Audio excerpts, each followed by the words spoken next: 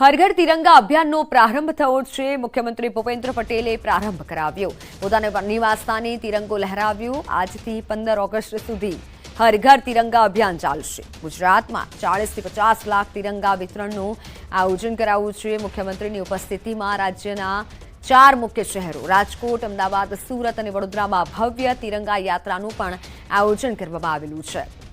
આ વર્ષે હર ઘર તિરંગા અંતર્ગત ત્રિરંગા રેલી, ત્રિરંગા યાત્રા, ત્રિરંગા રન, તિરંગા કોન્સર્ટ અને તિરંગા કેનવાસ, તિરંગા શપથ, તિરંગા સેલ્ફી તેમજ તિરંગા મેળા જેવા બહુવિધ કાર્યક્રમો રાજ્યમાં યોજાવાના છે।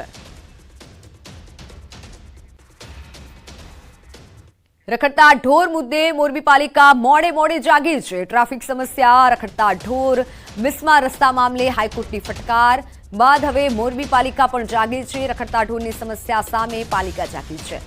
રખડતા ઢોર મામલે દંડની કાર્યવાહી શરૂ કરાઈ છે।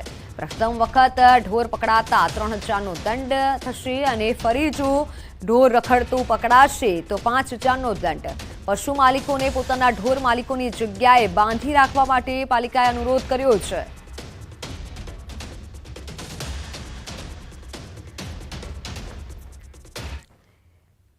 રખડતા ઢોરની સમસ્યા ન ફક્ત મોટા શહેર, નાના શહેરોમાં પણ માથાનો દુખાવો બની ગઈ છે। આણંદના વાસદ બગોદરા રોડ પર પશુનો અડ્ડો જામેલો જોવા મળી રહ્યો છે। 6 લેન હાઈવે પર પશુઓનો જમાવડો જોવા મળ્યો। વાહનોની અવરજવર વચ્ચે પશુઓ રોડ વચ્ચે જમાવડો પશુઓનો જોવા મળ્યો। વાસદ પાસે 6 લેન ઉપર ગાયોએ જમાવડો કર્યો। મૂંગા પશુઓના જમાવડાને લઈને અકસ્માતનો ભય રહે છે।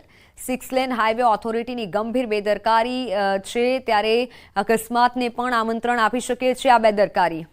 રખડતા ઢોરની સમસ્યાથી હવે ક્યારે છુટકારો મળશે તે સ્થાનિકો કહી રહ્યા છે। સ્થાનિકો પણ હવે કંટાળ્યા છે કે આખરે હવે આ રખડતા ઢોરથી અમને છુટકારો ક્યારે મળશે। અનેકવાર રજૂઆતો કરવામાં આવે છે પરંતુ કોઈ સાંભળતું નથી।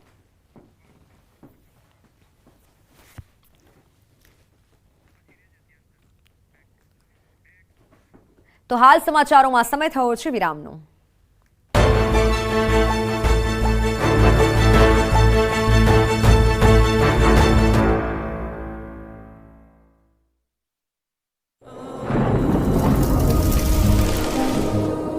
જળવાયુ પરિવર્તનનું જોખમ આપણા દરવાજે પહોંચી ગયું છે। હવે જરૂર છે એક મોટા ક્રાંતિકારી બદલાવની અને આનો પ્રારંભ થશે 140 કરોડ ભારતીયોથી। આ ક્રાંતિ શરૂ થશે એક વૃક્ષથી। એક વૃક્ષ માનવતા માટે, એક વૃક્ષ આ ધરતી માતા માટે, એક વૃક્ષ આપણા ભવિષ્ય માટે। પ્રોજેક્ટ વન ટ્રી, ન્યૂઝ 18 નેટવર્કની એક મોટી પહેલ। રાજ્યમાં 2 દિવસ ભારેથી અતિ ભારે વરસાદની આગાહી। ગોધરામાંથી અનધિકૃત તુવેર દાળ સાથે 16 કરોડનો મુદ્દામાલ। સુરતના ડબોલી વિસ્તારમાંથી નકલી ઘી બનાવતું ગોડાઉન ઝડપાયું। લૂબી પમ્પ્સ, ફ્લો નહીં ફોર્સ।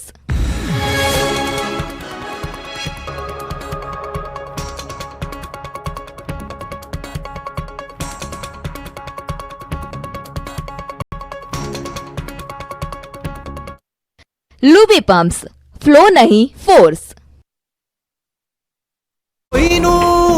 જ્યારે જ્યારે ચોમાસામાં કાશ્મીર યાદ આવે ત્યારે ઉત્તર ગુજરાતનું ખૂબ પ્રચલિત અરવલ્લીના ભિલોડા તાલુકાના પૂર્વમાં આવેલું સુણસર ગામ પહોંચી જાઓ। આ સુણસર ગામની પહાડી પરથી વહેતા સુંદર મજાના ધોધના સુંદર દ્રશ્યો સામે આવ્યા છે। ચોમાસાની સિઝનમાં વરસાદને કારણે પહાડીઓ પર કુદરતી નજારો જોવા મળ્યો। સુણસર ગામે અરવલ્લીની ગિરિમાળામાં 500 ફૂટથી વધુ ઊંચાઈથી આહલાદક ધોધ પડી રહ્યો છે। આ ધોધ સાથે પૌરાણિક અને ધાર્મિક મહત્વ રહેલું છે। દર ચોમાસાના 4 મહિનામાં શિલાઓમાંથી ઝરણું ધોધ સ્વરૂપે વહે છે। દ્રશ્યોમાં જોઈ શકાય છે કે ધરતી માતા મંદિર પાસે ધોધ ભવ્ય રીતે વહી રહ્યો છે। દૂરથી આવતા પાણી જાણે કોઈ ગોવા કે અન્ય કોઈ હિલ સ્ટેશનના હોય તેવું લાગે છે। અહીંના પહાડોએ પણ જાણે લીલી ચાદર ઓઢી લેતા પ્રવાસીઓ ઉમટી રહ્યા। અહીં દૂર દૂરથી લોકો આવી રહ્યા છે અને પ્રકૃતિ અને ધોધમાં નહાવાની મજા માણી રહ્યા છે। તો શ્રાવણ માસમાં ભૂદેવો જનોઈ બદલવા આ ધોધના કિનારે આવે છે। આદિવાસી સમાજના કોઈ પણ શુભ પ્રસંગ હોય ત્યારે તેઓ અહીં ધોધ પાસે ધરતી માતાના આશીર્વાદ લેવા આવે છે અને તેમના શુભ પ્રસંગની શરૂઆત કરે છે। ભિલોડા તાલુકાના પૂર્વમાં આવેલા અને 8 કિલોમીટર દૂર આવેલા સુનસર ગામે સુનસર ધોધનો આહલાદક નજારો માણવા તમે ભિલોડાથી એસટી બસ અને પ્રાઇવેટ વ્હીકલથી ત્યાં પહોંચી શકો છો, અથવા જો તમે અમદાવાદથી જવા ઈચ્છતા હો તો અમદાવાદ વાયા હિંમતનગર થઈને પણ સુનસર જઈ શકો છો અને કુદરતના ખોળે વસેલા એવા સુનસર ધોધના કુદરતી નજારાનો ભરપૂર આનંદ લૂંટી શકો છો. આવા કુદરતના કરિશ્મા સમાન ધોધમાં નવયુવાનો અને સહેલાણીઓ સેલ્ફી લેવાનું પણ ચૂકતા નથી. આમ એક મિની કાશ્મીર જેવું દ્રશ્ય અરવલ્લીની ગિરિમાળાઓમાં સર્જાયું છે. ઉત્તર ગુજરાતમાં હવે પાણીની સમસ્યા નથી રહી. ઉત્તર ગુજરાતની જીવાદોરી સમાન સતલાસણામાં આવેલા ધરોઈ ડેમની સપાટીમાં સતત વધારો થઈ રહ્યો છે. મહેસાણાના ઉપરવાસમાં વરસાદને કારણે ડેમની સપાટી વધી રહી છે. હાલ ધરોઈ ડેમની સપાટી 601.3 ફૂટ પર પહોંચી ગઈ છે, જ્યારે ડેમની કુલ સપાટી 622 ફૂટ છે. ડેમના અધિકારીઓના જણાવ્યા પ્રમાણે આગામી જુલાઈ 2025 સુધી પીવાના પાણીની તકલીફ નહીં રહે. ધરોઈ ડેમમાંથી બનાસકાંઠા, મહેસાણા, સાબરકાંઠા અને પાટણ જિલ્લાને પીવાનું પાણી આપવામાં આવે છે. મહેસાણાના સતલાસણા સ્થિત આવેલ ધરોઈ ડેમ ઉપર ઉત્તર ગુજરાતની જીવાદોરી તરીકે ઓળખાય છે. થોડા દિવસોથી પડી રહેલા સારા વરસાદને કારણે ડેમમાં ધીમે ધીમે વરસાદી પાણીની આવક વધી રહી છે. ધરોઈ ડેમમાં જનક જળ સપાટી 622 ફૂટની સામે હાલમાં 601.63 ફૂટે પહોંચી ગઈ છે અને ડેમમાં ઉપરવાસમાં વરસાદથી 231 જેટલી પાણીની સામાન્ય આવક થઈ રહી છે, જે વરસાદ દરમિયાન વધી જાય છે. સિંચાઈનું પાણી હાલમાં આપવામાં આવતું નથી અને ચોમાસા બાદ જરૂર પડે તો પાણીના સ્ટોક મુજબ સિંચાઈનું પાણી પણ આપવામાં આવે છે. ગુજરાતમાં વિકાસ હરણફાળ ભરી રહ્યો હોવાના મોટા મોટા દાવાઓની પોલ ખોલી રહ્યા છે આ દ્રશ્યો. વલસાડ જિલ્લાના અંતરિયાળ વિસ્તારમાં નદી નાળાઓ હજુ પણ તોફાની સ્વરૂપે વહી રહ્યા છે, ત્યારે ધરમપુરના સિંધુબર ગામમાં એક મહિલાનું અવસાન થતા પરિવારજનો અને ગામના લોકોએ નદીના ધસમસતા પ્રવાહ વચ્ચેથી અંતિમ યાત્રા કાઢવા મજબૂર થયા. સિંધુબર ગામથી વહેતી માન નદીના પાણી કોઝવે પરથી વહી રહ્યા છે, ત્યારે ગામમાં એક મહિલાનું મોત થતાં નદીને પેલે પાર મૃતદેહને લઈ જવા ડાઘુઓએ પાણીની વચ્ચેથી પસાર થવું પડ્યું. ગામ લોકોએ પોતાના જીવને પણ જોખમમાં મૂકી માન નદીના પ્રવાહમાંથી અંતિમ યાત્રા કાઢવા મજબૂર થયા હતા. સિંધુબર ગામમાં બનેલી આ ઘટનાના દ્રશ્યો આજ વિસ્તારની કરુણતા દર્શાવી રહ્યા છે. લોકો પોતાના મૃતક સ્વજનને અંતિમ વિદાય આપવા અને અંતિમ ક્રિયા માટે પોતાના પણ જીવને જોખમમાં મૂકવા મજબૂર છે. અંતરિયાળ વિસ્તારોમાં જ્યાં વધુ વરસાદ વખતે આવી પરિસ્થિતિ સર્જાય છે, ત્યાં લો લેવલ પુલ કે કોઝવેની ઊંચાઈ વધારવાની જરૂર છે. માણસને જીવતે જીવતો ખખડધજ રોડથી શાંતિ નથી મળી, પરંતુ ભાવનગરમાં તો માણસના મૃત્યુ પછી પણ આ રોડ નડે છે. તંત્રના પાપે મર્યા પછી પણ લોકોને શાંતિ નથી મળી. આ દ્રશ્યો છે ભાવનગરના કપરા વોર્ડના, જ્યાં રૂવાપરી રોડ પર અંતિમ યાત્રા પણ લોકોને હાલાકીનો સામનો કરવો પડ્યો. ખરાબ રસ્તો, કિચડ અને પાણીના ભરેલા ખાબોચિયાના કારણે અંતિમ યાત્રામાં લોકોએ પથ્થર મૂકીને પસાર થવું પડ્યું. મનપાના અધિકારીઓના પાપે કમનસીબે મોતનો મલાજો પણ નથી જળવાતો. દ્રશ્યોમાં જોઈ શકાય છે કે એક અંતિમ યાત્રા જઈ રહી છે, પરંતુ રોડની વચ્ચે 2-3 ફૂટ જેટલા કાદવનું સામ્રાજ્ય છવાતા લોકો રોડની સાઈડમાં કાદવથી બચીને ઠેકડા મારતા જઈ રહ્યા છે. બીજી તરફ અનેક વાહનો પણ કાદવ વચ્ચે કિચડવાળા રસ્તામાં ફસાયા છે. મસ્ત મોટો ટ્રક કાદવમાં ફસાઈ જતા મુશ્કેલી વધી.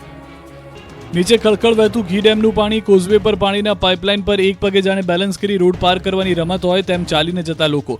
કોઈ બાળકો સાથે, કોઈ એકલું, કોઈ એક પગે પાઇપલાઇન પર ચાલે છે. કોઈ મેળામાં સ્ટન્ટ ચાલતા હોય તેમ જીવના સટોસટ બાઇક પાર કરાવતો વ્યક્તિ. મોતના કૂવામાં ચાલતા ખેલ સમાન આ દ્રશ્યો છે જામ ખંભાળિયાના કલ્યાણબાગના.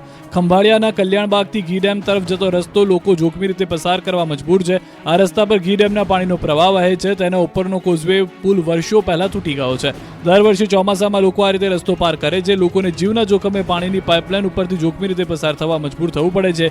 1-2 લોકો નહીં, આ વિસ્તારના 300 લોકો મોતને હાથમાં લઈને દરરોજ આ પાઇપલાઇન પરથી પસાર થાય છે. અહીં એક ભૂલ પણ માફ નથી. જો જરા પણ ચૂક રહી ગઈ અને પગ લપસ્યો તો સીધા પાણીમાં. આમ છતાં લોકો દરરોજ આ રીતે પાઇપલાઇન પરથી પસાર થાય છે. સ્કૂલે જતા બાળકો પણ અહીંથી જોખમી રીતે પસાર થતા જોવા મળે છે.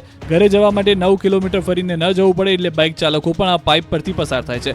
પરંતુ તંત્રના પેટનું પાણી હલતું નથી. શું જ્યારે કોઈ મોટી દુર્ઘટના સર્જાય ત્યારબાદ જ નવો પુલ બનશે, તેવા સવાલો પણ ઉઠી રહ્યા છે. જ્યાં જ્યાં નજર કરો ત્યાં ત્યાં પાણી જ પાણી. ગામની બજાર હોય કે ગામના ખેતરો, ગામમાં પ્રવેશવાનો માર્ગ હોય કે ગામની આંગણવાડી, જળ તબાહીના દ્રશ્યો છે અમદાવાદના ઢેઢાલ ગામના. બાવળા તાલુકાના ઢેઢાલ ગામમાં વગર વરસાદે પાણી ભરાઈ જતા ગામ જાણે બેટમાં ફેરવાયું. આ પાણી કોઈ વરસાદના નહીં પરંતુ ગટરના પાણી ફરી વળ્યા છે.